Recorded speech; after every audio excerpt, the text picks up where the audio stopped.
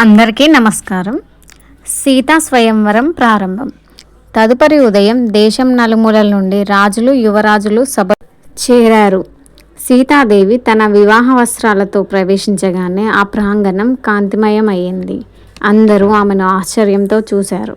ఒకరొకరుగా యోధులు ముందుకు వచ్చారు. ఎవ్వరూ ఆ ధనస్సును కదిలించలేకపోయారు. కొందరు ప్రయత్నించి అలసిపోయి నేల కూలిపోయారు. చివరికి రాజు జనకుడు విచారంగా అన్నాడు, భూమిపై వీరులెవరూ లేరా? నా కుమార్తెకు వరుడు దొరకడం లేదా అని అన్నాడు.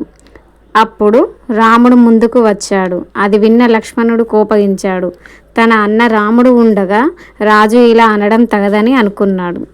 కానీ విశ్వామిత్రుడు రాముని వైపు తిరిగి సంతోషంగా అన్నాడు, ఓ ధన్యుడా దశరథ కుమార, సీతాదేవి నీకోసమే పుట్టింది. నీవు ముందుకు వెళ్ళి ప్రయత్నించు. రాముడు నమస్కరించి వేదిక వైపు నడిచాడు. ముందుగా ఆ ధనస్సుకు నమస్కరించాడు. అది చూసి జనకుడు ఆశ్చర్యపోయాడు. ఎందుకంటే ఇంతవరకు ఎవరూ దానికి గౌరవం చూపలేదు. రాముడు ధనస్సుని సులభంగా ఎత్తి ఒక్క క్షణంలోనే దానికి తాడు కట్టాడు. అప్పుడు భామ్ అని మహాగర్జనతో ఆ ధనస్సు 2 ముక్కలుగా విరిగిపోయింది. ఆ శబ్దం ఆకాశంలో మార్మోగింది. దేవతలు సంబరపడ్డారు. ఋషులు ఆనందించారు. రాజులు చప్పట్లతో మ్రోగిపోయారు. సీతాదేవి ముఖం ఆనందంతో ప్రకాశించింది. ఆమె నిజమైన వరుడు కనబడిపోయాడు. తదుపరి విభాగం మరుసటి ఎపిసోడ్లో తెలుసుకుందాం. Please like, share and subscribe my channel.